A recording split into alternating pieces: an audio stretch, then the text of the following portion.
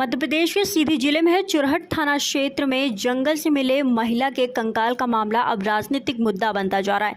करीब 12 से 14 दिन पहले कोस्टा जंगल में मिले मानव अवशेषों को लेकर एक गुमशुदा छात्रा के परिजनों ने अपनी बेटी होने की आशंका जताई।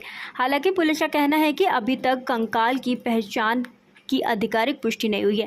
मामले की सच्चाई डीएनए और फॉरेंसिक जांच रिपोर्ट आने के बाद ही स्पष्ट हो सकेगी। जानकारी के मुताबिक चुरहट क्षेत्र की रहने वाली एक छात्रा अपने बुआ के घर रहकर कॉलेज की पढ़ाई कर रही थी। छात्रा के लापता होने के बाद परिजनों ने गुमशुदगी की शिकायत दर्ज कराई। इसी बीच 1 जुलाई को कोस्टा जंगल में एक महिला का कंकाल मिलने से इलाके में सनसनी फैल गई।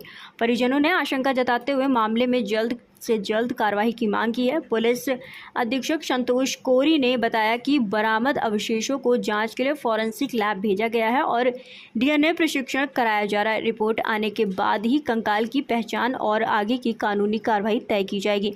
वहीं इस मामले को लेकर कांग्रेस ने पुलिस की कार्यप्रणाली पर सवाल उठाते हुए चुरहट थाने का घेराव कर धरना प्रदर्शन शुरू कर दिया है।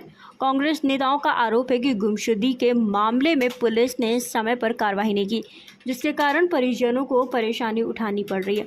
प्रदर्शन को देखते हुए पुलिस प्रशासन ने सुरक्षा व्यवस्था बढ़ा दी है और अतिरिक्त बल तैनात किया गया है। फिलहाल पूरे मामले की जांच जारी है और सभी की निगाहें डीएनए व फॉरेंसिक रिपोर्ट पर टिकी हुई हैं। रिपोर्ट आने के बाद ही यह साफ हो पाएगा कि जंगल से मिले अवशेष किसके हैं और मामले में आगे की दिशा क्या होगी।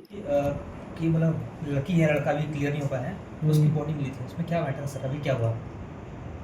ये कोस्टा कोठार में जो है एक अज्ञात डेड बॉडी मिली थी, जिसपे जो कुछ साथ में सामान मिला था, उससे पहचान कर एक कोतवाली में गुमशुदगी दर्ज हुई है। तो उन्होंने अपनी बच्ची होना बताया है, उसके कपड़े, जूते और अन्य साक्ष्य के आधार पे। बट उसकी पुष्टि के लिए अभी हम लोगों ने डीएनए जांच के लिए भेजा गया है। तो प्राथमिक दृष्टि मेडिको लीगल में सिर पे चोट का रिपोर्ट आए जाने पर हम लोगों ने इस पर अज्ञात के विरुद्ध हत्या का अपराध दर्ज करके विवेचना कर रहे हैं। और जैसे ही डीएनए रिपोर्ट हो जाएगी उसके बाद हमें कंफर्म हो जाएगा कि डेड बॉडी किसकी है। बाकी कार्रवाई हम उसके अग्रिम बाद में करेंगे। सर, अभी पिता का कहना है कि मेरी बेटी की ही बॉडी है, लेकिन पुलिसकर्मी ने जो थाना प्रभारी है वो दे नहीं रहे हैं सर। तो इसमें क्या क्या नियमों का प्रावधान होता है? इसमें ये होता है कि कोई भी अज्ञात शव या अज्ञात डेड बॉडी मिलती है तो उसकी हम लोग शनाख्त करते हैं। शनाख्त के लिए पुख्ता सबूत रहते हैं। अगर डिकम्पोज बॉडी नहीं रहती है तो उनके शनाख्त के पश्चात उनके परिजनों को सुपर्द की जाती है। लेकिन अगर डिकम्पोज बॉडी है और उसकी बॉडी में सिर्फ स्केलेटन है, यानी सिर्फ कंकाल, इसके अलावा कुछ भी नहीं है, तो उसके लिए सबसे पुष्टिकारक साक्ष्य होता है वैज्ञानिक साक्ष्य। वो हमारे एफएसएल की रिपोर्ट से ही जो है निर्णय ले पाते हैं कि ये किसकी है।